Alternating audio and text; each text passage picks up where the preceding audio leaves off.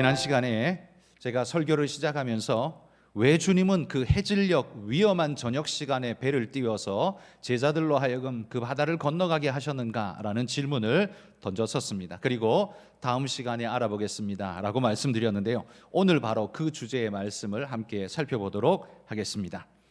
제가 지난 시간에도 말씀드린 것처럼 갈릴리 바다는 굉장히 불안정한 그런 호수였습니다.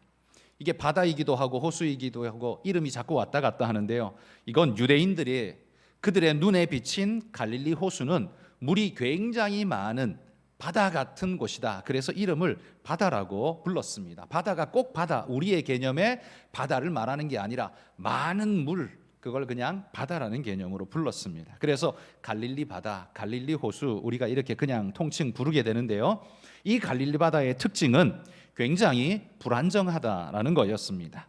이 갈릴리 호수 북쪽에, 바다 북쪽에 보면 이 항상 눈으로 뒤덮여 있는 만년설의 이 헐몬산, 헤르몬산이라고 하는 산이 있습니다. 눈으로 뒤덮여 있는데 그것이 아래로 내려오면 온도가 낮아져서 그것이 물이 되어 흘러서 요단 계곡을 타고 사해까지 흘러내려가는 이스라엘의 젖줄이 되어지죠. 그 수원지가 바로 이 헤르몬산, 헐몬산이었습니다. 이 헐몬산은 항상 눈으로 뒤덮여 있기 때문에 그쪽에서 불어오는 바람은 찬 기운을 안고서 갈릴리 호수 쪽으로 불어오게 됩니다. 그런데 갈릴리 호수 쪽에는 뜨거운 공기층이 있기 때문에 이 두 가지가 맞닥뜨리면서 서로 폭풍이 일어나는 일들이 잦았습니다. 이 따뜻한 기운과 찬 기운이 서로 마주치고 특히 골란 고원의 높은 고지대에서 갑자기 호수로 뚝 떨어지기 때문에 그 기압차로 인해서도 그 안에서 돌풍이 일어난다 했습니다. 그래서 조용하던 갈릴리 바다가 금세 몰아치는 험악한 바다로 돌변하기 일쑤였습니다. 갈릴리 바다는 그 지역민들에게 생명의 젖줄이었지만 동시에 그들의 생명을 위협하는 위험이기도 했습니다. 이런 갈릴리 바다를 가만히 묵상해 보면 오늘 우리가 살아가는 우리의 세상이야말로 이 갈릴리 바다를 참 많이 닮았다, 이런 세상을 하게 됩니다. 우리가 살아가는 중요한 터전이면서 동시에 사건 사고가 예고 없이 펑펑 터지는 것을 보노라면 갈릴리 바다에 이 돌풍이 일어나는 것처럼 우리 인생에도 수없는 돌풍이 일어나는 우리 세상이야말로 갈릴리 바다 같구나라는 생각하게 된다는 거지요. 그런 위험이 우리 세상에 도사리고 있음에도 불구하고 그곳을 떠날 수 없는 이유가 뭡니까? 거기에 우리의 생계의 근거가 바로 거기 묶여 있기 때문에 떠날 수가 없습니다. 갈릴리 바다도 그렇게 위험하지만 그들이 그 갈릴리 바다를 떠날 수 없는 건 생계의 기초가 거기에 묶여 있기 때문이죠. 그러나 성경은 우리로 하여금 그렇기 때문에 세상을 떠나라 이렇게 말씀하지 않습니다. 그것이 우리의 삶의 터전인 것을 성경은 인정하고 있으며, 또한 그래서 성경은 우리에게 세상을 살지만 세상에 함몰되지 마라 라고 이렇게 당부한다는 거죠. 마치 갈릴리 바다 위에서 낚시나 그물질을 할지언정 거기에 침몰해서 꼬로록 빠져들어가서 그 속에 함몰되어지지는 말라는 말입니다. 그래서 성경은 우리로 하여금 세상에 빠져 살지 말고 그것을 딛고 일어나 밟고 서는 신앙으로 서라라고 명령하고 있다는 겁니다. 그래서 여러분, 우리는 세상에 완전히 함몰되어져서 살아가는 사람을 세상 사람이라고 부르고요, 그들과 구별되게 세상에서 구별되어 살아가는 사람들을 세상을 살아가는 그리스도인이라고 부르는 겁니다. 우리 성도님들은 이 둘의 차이가 얼마나 큰지, 이게 얼마나 큰 차이인지를 아시리라 생각합니다. 여러분, 세상에 함몰되어져서 살아가는 그런 사람들 되지 말고 세상을 딛고 일어나는 그런 멋진 그리스도인들이 되시기를 주의 이름으로 축복합니다. 또 한 가지, 이 갈릴리 바다를 생각할 때 또 하나 눈에 띄는 사실이 있는데요, 그건 예수님의 제자들 대부분이 바로 이 갈릴리 바다 출신이었다는 겁니다. 저는 이것이 우리에게 굉장히 큰 메시지, 상당한 메시지를 준다고 생각합니다. 갈릴리에서 어부 노릇을 하는 이들을 불러서 당신의 제자로 삼아 주신 것처럼 그 분주한, 그 위험한 갈릴리 바다에서 신경 써야 할 것, 애써야 할 게 얼마나 많았습니까? 그럼에도 불구하고 그들을 불러서 당신의 제자로 삼은 것처럼 여전히 주님은요, 오늘 이 시대 우리의 분주복잡한 세상을 살아가는 우리를 불러서 당신의 제자로 삼으시길 원하신다라는 말입니다. 우리가 세상살이에 바쁘고 위험에 노출된 인물이라고 해서 주님은 우리를 당신의 제자 명단에서 제외시키지 않으신다는 말이에요. 우리가 가난하고 혹은 늙고 혹은 병들었기 때문에 제자의 명단에서 우리를 제외시키지 않으신다는 말입니다. 또한 이런 갈릴리 바다 출신을 당신의 제자로 삼으신 또 다른 이유가 뭘까라고 생각해 본다면 그건 사명에 있습니다. 바로 갈릴리 바다 그 땅, 그 세상을 살아가는 사람들을 불러 구원하기에, 이 사명을 감당하기에 가장 적합한 사람들은 바로 그곳에 사는 사람들이라는 거지요. 주님께서 사람을 구원하기 위해서 하늘에서 말씀하신 게 아닙니다. 육신을 입고 이 땅에 오셔서 우리에게 구원자가 되어 주신 것처럼, 그리고 사도 바울이 어디든지 가서 복음을 전할 때에 자신은 거룩하고 구별되어진 유대인이다 그러면서 멀리 말씀만 툭툭 던지는 자로서 전한 게 아니라 그들 속으로 들어가서 그들과 함께 하면서 복음을 전했던 것처럼 우리도 그러하기 위해 하나님이 갈릴리 출신인, 세상 출신인 우리를 부르셨다는 거예요. 고린도전서 9장 19절에서 21절, 좀 깁니다. 한번 같이 읽어봅시다. 내가 모든 사람에게서 자유로우나 스스로 모든 사람에게 종이 된 것은 더 많은 사람을 얻고자 함이라. 유대인들에게 내가 유대인과 같이 된 것은 유대인들을 얻고자 함이요, 율법 아래 있는 자들에게는 내가 율법 아래 있지 아니하나 율법 아래 있는 자 같이 된 것은 율법 아래 있는 자들을 얻고자 함이요, 율법 없는 자에게는 내가 하나님께는 율법 없는 자가 아니요 도리어 그리스도의 율법 아래에 있는 자이나 율법 없는 자와 같이 된 것은 율법 없는 자들을 얻고자 함이라. 이 사도 바울은 말합니다. 내가 유대인이나 이방인을 구원하기 위해서 이방인처럼 되고, 또 유대인을 구하기 위해서 유대인처럼 되고, 율법 아래 있는 자처럼 그렇게 내가 비춰지고, 율법 없는 자에게는 또 율법 없는 자의 모습으로 그들에게 다가가는 이유가 뭐냐? 그들을 구원하기 위해서라는 거죠. 거기 그냥 묻혀서 살기 위해서가 아닙니다. 거기에서 그들을 건져내어서 하나님께로 오기 위해서라고 말한다는 거죠. 그러니 여러분, 갈릴리 바다에 그 분주한, 그 신경 쓸 게 많은, 그 위험한, 그 할 일 많은 사람들 중에서 불러 제자를 삼은 것처럼 할 일 많은 여러분들을, 세상에 분주복잡한 세상에 할 일 많은 여러분들을 하나님이 불러서 제자 삼으신 데에는 바로 그런 사람들을 구원하기 위한 하나님의 깊은 뜻이 있다는 사실을 기억하고, 여러분 바로 이 부르심에 감사하면서 함께 동역하는 믿음의 일꾼들이 되시기를 바랍니다. 갈릴리 바다의 이 험악한 삶을 살아가는 사람만이 갈릴리 바다 사람들을 이해하고 용납하고 설득할 수 있을 겁니다. 세상 사람들을 구원하기 위해서 천사를 불러 복음을 전하게 하신 게 아니라 세상을 살아가는 우리를 불러서 그들을 구원하시도록 사명을 주셨다는 말입니다. 그래서 때로는 내가 험악한 갈릴리 바다에 산다는 것이 아주 싫고 괴로워 보일 때도 있지만, 오히려 우리가 갈릴리 바다에 살기에, 갈릴리 사람들을 전도하기에 최적화된 인물로 우리는 부름받았다라는 사실, 하나님이 부르신 그 부름에 여러분 합당하게 살아가시기를 축복합니다. 그리스도인은 자기 삶의 모습을 좀 더 편리하고 나은 모습으로 바꾸기 위해서 살아가는 삶이 아닙니다. 사명을 감당하기 위해 그 삶의 모습 속으로 들어간 사람, 하나님이 부르신 사람이라는 걸 기억하고 그렇게 믿음으로 우리 함께 살아가기를 축복합니다. 자, 그렇다면 우리 원래의 주제로 돌아가 봅시다. 주님은 왜 그 해저물녘 늦은 시간에 제자들을 독촉하사 그 위험한 갈릴리 바다로 배를 몰아가도록 그렇게 등떠미셨나라는 사실. 오늘 본문 35절은 이렇게 시작했습니다. 그날 저물 때에, 주님은 그날이 저물어서 더 이상 배를 띄우면 위험하다는 걸 아시면서도 왜 제자들을 갈릴리 바다로 떠미셨는가? 그 답이 어디냐 하면 5장에 답이 있습니다. 오늘 4장의 이야기를 보고 있습니다만 답은 5장에 있습니다. 갈릴리 바다를 건너가신 주님이 배에서 내리자마자 누구와 마주쳤냐 하면 5장에 보십시오. 누구를 만났습니까? 거라사 광인을 만났습니다. 성경이 소개하는 이 사람은 한마디로 말해서 인간이 아닙니다.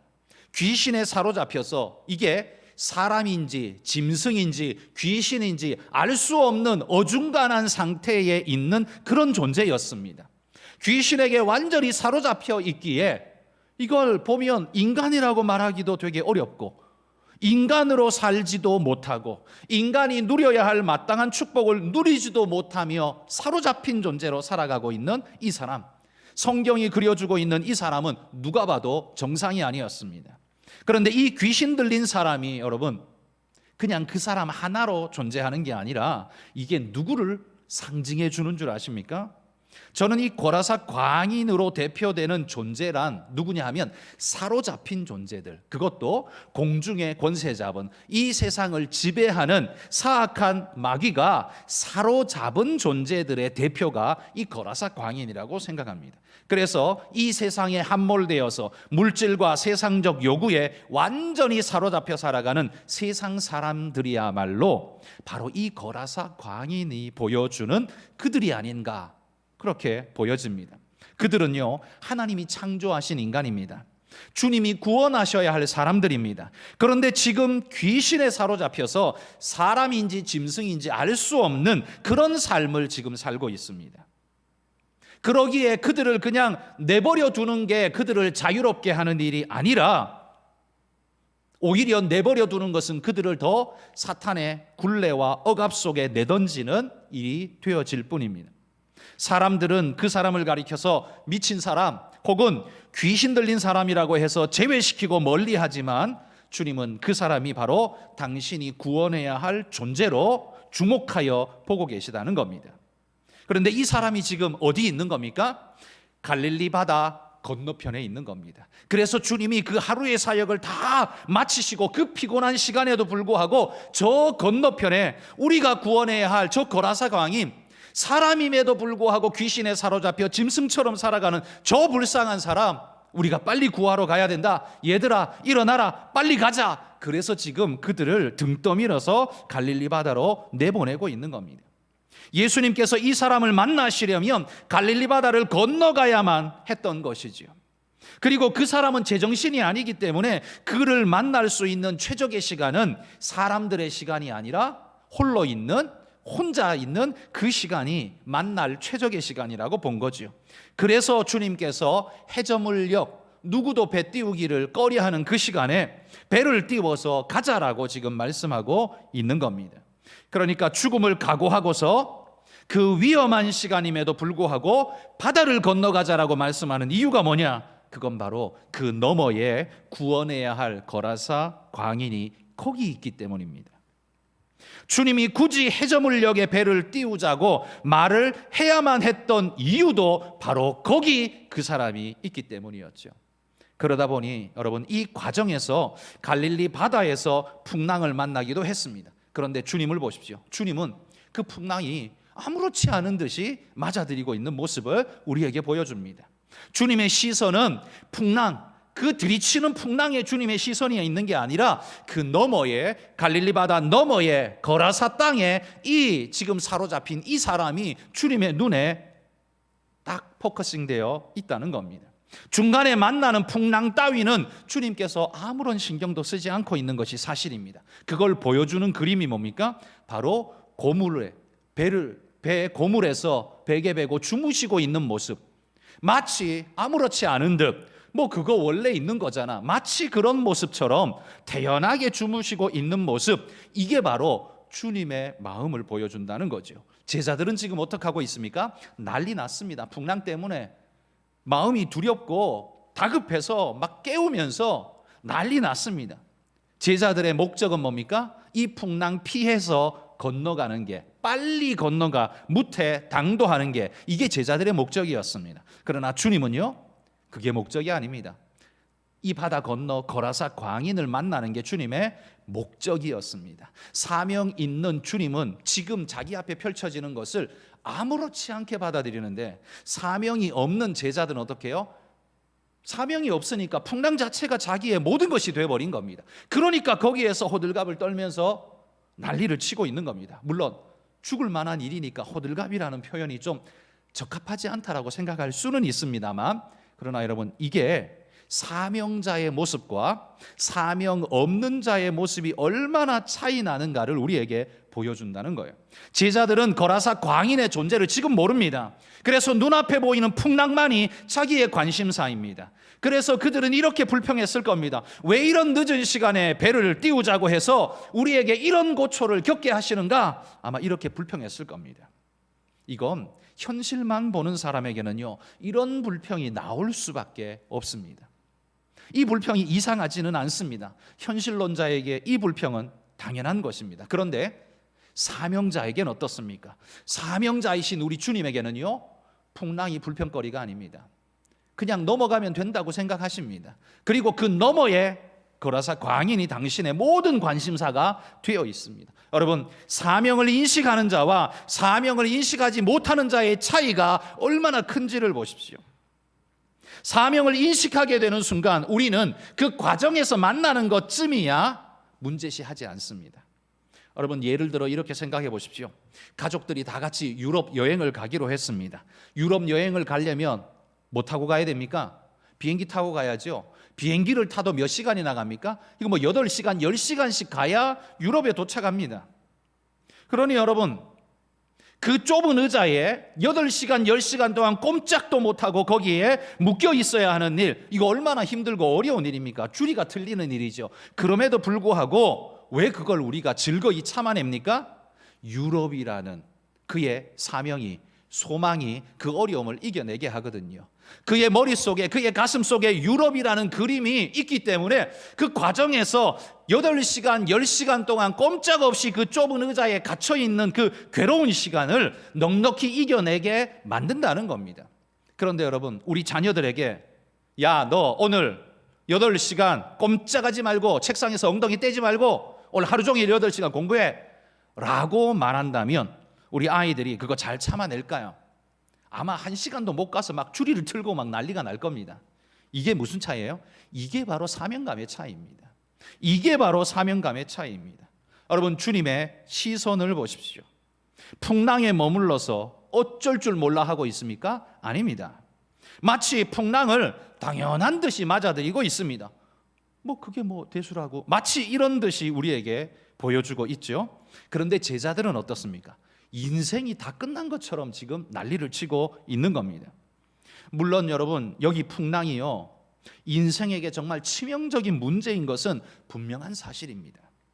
그러나 그 문제를 어떻게 대할 것이냐, 그건 문제에 달린 것이 아닙니다. 여러분, 100만큼의 문제가, 100이라는 문제가 내게 다가올 때 내가 보일 수 있는 반응하고요, 100이라는 그 똑같은 문제가 다른 사람에게 갔을 때 그 사람이 보일 수 있는 반응이 똑같습니까? 문제가 문제라면 둘이 반응은 똑같아야 됩니다. 왜? 100만큼의 문제를 받았으니까 우리도 100만큼의 반응을 보이는 게 똑같아야 됩니다. 그런데 사람마다 똑같지가 않습니다. 100만큼의 문제를 받았는데 나는 100만큼 반응을 하는데 저 사람은 그냥 10만큼밖에 반응을 안 해요. 이게 무슨 차이입니까? 문제의 차이가 아닙니다. 문제를 받아들이는 그 사람의 차이입니다. 사명감을 가지고 그 문제를 받는 사람은 그 문제의 폭이, 진동폭이 훨씬 줄어들어서 넉넉히 이겨낼 수 있는 것처럼 느껴지고요, 사명감이 없는 사람은 문제가 자기 인생의 전부이기 때문에 거기에 매여서 그것이 모든 것인 것처럼 문제에 사로잡혀버리는 그런 모습을 우리는 보게 된다는 겁니다. 주님은 이대로 빨리 건너가서 거라사 이 광인을 만나야 한다는 그 사명감에 젖어서 갈릴리 바다의 이 풍랑쯤은 그냥 아무것도 아닌 것처럼 그렇게 여기고 계십니다. 야, 거기에 원래 풍랑 있잖아. 갈릴리 바다는 원래 풍랑으로 유명하잖아. 마치 그렇게 말씀하듯 보여준다는 겁니다. 여러분, 우리가 인생에서 만나는 문제에 호들갑이라는 표현을 써서 죄송합니다. 문제를 너무 가볍게 여기는 것 같지만 가볍게 여겨서 호들갑이라는 말은 아닙니다. 정말 힘들고 어렵고 무겁지만, 그러나 우리가 거기에 호들갑을 떠는 이유는 문제가 크기 때문이 아니라 혹시 문제밖에 안 보고 있기 때문 아닐까요? 내가 하나님도 보지 못하고 사명도 인식하지 못하고 문제만 내 눈에 보이니까 제자들처럼 지금 난리를 치고 있는 것 아닐까요? 내 삶에 부도가 나든지 퇴직을 당하든지 질병이 생기든지 무슨 문제가 생기면 이거 큰 문제죠. 호들갑이라고 표현할 수 없는 큰 문제 맞습니다. 그런데 여러분, 내가 그 문제만 내 눈에 보이고 다른 게 안 보인다면 우리는 제자들처럼 이렇게 인생에 난리를 칠 수밖에 없을 겁니다. 그런데 주님처럼 다른 게 보인다면, 사명이 보인다면, 하나님이 보인다면 주님처럼 그 문제를 대하지 않을까요? 주님이나 제자나 같은 배 위에서 똑같은 문제를 만났는데 대하는 자세가 완전히 다르다는 겁니다. 여러분, 우리는 문제가 문제라고 하나님 앞에 문제를 없애달라고 기도하지만 주님께는요, 문제가 아니었습니다. 진짜 문제는 갈릴리 바다가 문제가 아니라 갈릴리 바다 너머에 있는 저 거라사 광인, 그가 문제다. 그게 내 문제다. 그게 내 사명이다. 그렇게 주님 바라보면서 여기에서 이루어지는 그 과정에 이루어지는 일쯤은 아무것도 아닌 것처럼 맞이하고 있다는 말이에요. 주님은 이 사람을 치유하기 위해서 빨리 건너가기를 원하셨습니다. 그리고 사람들이 없는 시간에 그를 독대하기를 원하셨습니다. 그러려면 해가 저문 지금 시간이라 할지라도 건너가야 한다고 믿었던 거지요. 사명감으로 충만한 마음은요, 삶의 큰 문제인 풍랑마저도 아무것도 아닌 것으로 보게 만듭니다. 여러분, 이 사실에 우리가 주목하기를 원합니다. 우리 삶의 문제 때문에 우리가 호들갑을 떠는 우리가 오늘 이 말씀을 대하면서 우리가 좀 같이 반성했으면 좋겠습니다. 그 문제가 우리에게 아프지만 힘들지만 그럼에도 불구하고 우리가 봐야 할 게 뭐냐라는 겁니다. 저를 비롯한 우리 모두의 문제, 우리 모두가 문제만 만나면 죽겠다고 소리치고 난리치고 있는 이 제자들의 모습을 고스란히 담지 않습니까? 사명자이신 우리 주님의 전혀 다른 반응, 바로 그것을 닮아야 하지 않겠습니까? 여러분, 세상 사람으로 이 땅을 살아간다면 제자들처럼 호들갑을 떨어도 그게 합당할 겁니다. 왜? 그들은 하나님을 보지 못하니까요. 그리고 그 너머에 있는 하나님의 뜻을, 그리고 사명을 보지 못하기 때문에 그렇게 난리 치는 게 당연할 겁니다. 그런데 사명과 하나님을 소유한 우리는 왜 그들처럼 똑같이 그렇게 반응하고 있는 것일까요? 여러분, 사명감이 우리 인생을 묵직하게 만들어 주시기를 소망합니다. 우리 어릴 때 오뚜기 인형이 집집마다 하나쯤은 있었습니다. 요즘은 오뚜기 인형을 제가 본 일이 없습니다만, 오뚜기가 왜 오뚜기가 됩니까? 중심 하단에 쇳덩어리가 딱 박혀 있으니까 그게 오뚜기가 되는 거예요. 오뚜기는 그 중심 하단에 자기보다 더 무거운 무게추를 가지고 있기 때문에 너무 무겁고 그것 때문에 침몰할 것 같아 보이지만 오히려 그것 때문에 오뚜기는 오뚜기가 될 수 있는 겁니다. 다시 일어날 수 있는 겁니다. 여러분, 사명이 우리에게 되게 무거운 짐처럼 여겨질지 모르지만 그 사명이 있기 때문에 우리가 이겨내고 일어날 수 있는 힘을 얻는 겁니다. 그 사명이 없으면 어떻게 해요? 가벼워 보이지만 가볍기 때문에 그냥 쓰러져 버리는 겁니다.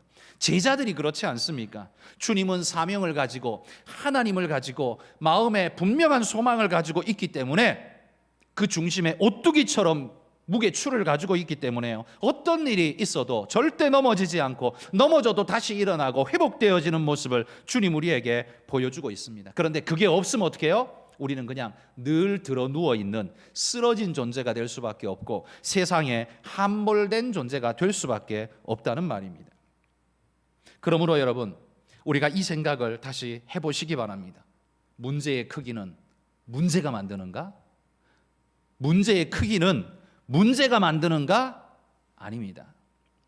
원효 대사가 해골물 마시고 깨달음을 얻었다는 이야기를 우리는 학교 다닐 때 수업 시간에 저도 들어서 배워서 알고 있습니다. 여러분도 잘 아시죠? 여러분, 문제의 크기는요, 문제가 만드는 것이 아닙니다. 문제를 대하는 내가 만드는 것입니다. 이 풍랑이 크게 보이는 것은 제자들이 주님 같은 능력이 없기 때문에 크게 보이는 게 아니라 바라보는 것이 전혀 달랐기 때문에 그렇습니다. 여러분, 평상시 순교를 생각하면 누가 순교할 수 있을까 이런 생각이 절로 듭니다. 제가 중학교 2학년 때 예수님을 영접하고, 교회는 그 이전부터 다녔고요, 중학교 2학년 때 예수님을 영접하고 진짜 믿기 시작했는데, 그때 계시록 이야기가 많이 퍼져 있어서 심판과 마지막 멸망 이런 이야기가 되게 많았습니다. 그래서 믿는 제게 되게 종말이라는 두려운 주제로 내 마음을 많이 두드렸습니다. 그러다 보니까 자연스럽게 순교라는 주제도 내게 항상 가까이 있었습니다. 그러면서 나는 순교할 수 있는가라는 생각을 제가 중학교 2학년 때부터 했습니다. 순교할 수 있는가? 이거 나는 못하겠다, 이런 생각이 되게 많이 들지요. 그런데 여러분, 우리 믿음의 선배들이신 순교자들은, 그분들은 도대체 어떻게 순교를 할 수 있었을까요? 여러분, 그분들은 순교를 하려고 순교를 한 게 아닙니다. 순교를 바라본 게 아니라요, 사명에서 눈을 떼지 않았더니만 순교가 가능했던 겁니다. 순교하려고 순교한 게 아니라 사명을 지켰더니만 순교의 잔도 마실 수가 있었던 겁니다. 아무리 순교자라고 해도 죽음이 아무렇지 않은 사람은 절대로 없습니다. 베드로라고 해서 십자가에 거꾸로 매달리면 안 아팠을까요? 아프고 힘들고 죽을 것 같았을 겁니다. 그럼에도 불구하고 왜 그걸 택했습니까? 사명감이 그 안에 넘쳤기 때문에 그걸 능히 감당했던 것입니다. 여러분, 우리가 문제를 만날 때마다 호들갑을 떨고 있는 우리는 정말 봐야 할 것을 보지 못하기 때문에 그런 모습이 내 안에서 과격하게 나타나고 있는 건 혹시 아닐까요? 한번 생각해 보십시다. 문제가 크기 때문에 내가 그렇게 반응하는 게 아니라 오히려 내가 그 문제만 보고 있고 진짜 봐야 할 걸 못 보고 있기 때문에 내가 이렇게 반응할 수밖에 없는 것 아닌가 질문해 보자는 겁니다. 사명 없이, 믿음 없이 살고 있음을 내 스스로가 문제 앞에서 온 세상에 증명하고 있는 그런 모습은 아닐까요? 물론 인간이 풍랑을 만나면요, 두렵고 떨리고 무섭습니다. 당연합니다. 그러나 여러분, 사명의 눈으로 다시 한번 봅시다. 내 삶에 주어진 이 아픔과 이 문제를 문제로만 보게 되면 감당할 수 없는 아픔이 될 것입니다. 그러나 눈을 멀리 들어 사명을 내다보십시오. 하나님께서 내게 사명을 주셨다면 이 과정은 넉넉히 이겨내게 하실 거라는 믿음이 우리 안에 작동한다면, 그러면 여러분들은 그 어려움의 문제를 넉넉히 이길 수 있는 힘이 어디선가 솟아나는 걸 느낄 수 있을 겁니다. 두려움이 없다는 말이 아니라 두려움을 이겨낼 수 있는 힘이 나도 모르게 내 안에 살아나는 것을 느낄 수 있을 겁니다. 여러분, 하나님께서 사명감을 주시면 문제가 문제되지 않을 수 있는 것입니다. 사명이 크게 보이면 문제가 작게 보일 수밖에 없습니다. 그런데 사명이 보이지 않으면 문제밖에 안 보이니까 문제가 크게 보일 수밖에 없는 겁니다. 주님께서 갈릴리 바다에 풍랑이 있다는 걸 아시면서도 제자들을 데리고 그 밤에 출항하신 이유가 거라사 광인 때문이라고 했습니다. 이게 메인 이유고요. 또 하나의 이유가 있습니다. 그건 뭐냐 하면 제자들을 훈련하시기 위해서 훈련장으로 끌고 가신 겁니다. 여러분, 사명을 따라가는 길에 이런 풍랑이 늘 우리 앞에 가로막게 될 것이라는 것을 주님은 알고 계셨습니다. 특히나 주님은 이제 조금만 있으면 십자가 지시고 부활 승천하셔서 이제 이 땅을 떠나 하나님께로 가실 겁니다. 그러면 홀로 남겨지는 제자들은 어떡합니까? 그래서 주님께서 이 제자들을 훈련시키시는 겁니다. 그것을 뛰어넘어야 하는 이 풍랑임에도 불구하고, 우리의 눈앞에 펼쳐진 현실이 풍랑임에도 불구하고 그걸 뛰어넘어야 하는 이유와 뛰어넘을 수 있는 능력이 어디에서 오는가를 보여주시려고 제자들을 이 늦은 밤에 주님이 끌고 가고 계시다는 겁니다. 그러면서 마치 우리에게 이렇게 말씀하는 것 같습니다. 너의 눈앞에 풍랑이 넘실대고 있지만 너는 저 멀리 사명에 너의 시선을 고정하라. 마치 주님이 우리에게 그렇게 말씀하시는 것 같습니다. 이 풍랑, 이것은 하나님께서 건너가게 해 주실 것이다. 네 인생의 그 모든 문제 이겨내게 해 주실 것이다. 여러분, 이건 막연한 이야기가 아니라 여러분들이 지금까지 해오신 일입니다. 여러분이 지금까지 50년, 70년, 80년 살아오시면서 얼마나 많은 위기의 순간을 만나셨습니까?